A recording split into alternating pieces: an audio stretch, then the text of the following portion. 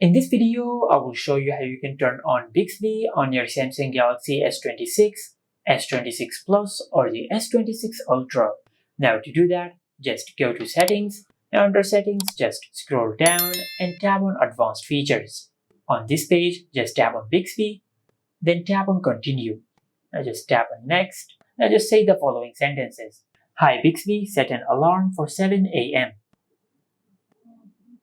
Hi Bixby, how can I make the battery last longer?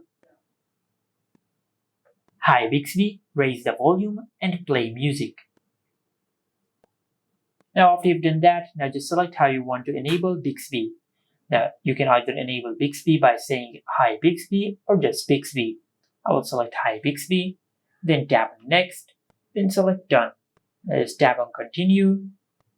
Now after you do that, now if you just say Hi Bixby, you will enable Bixby on your Samsung phone.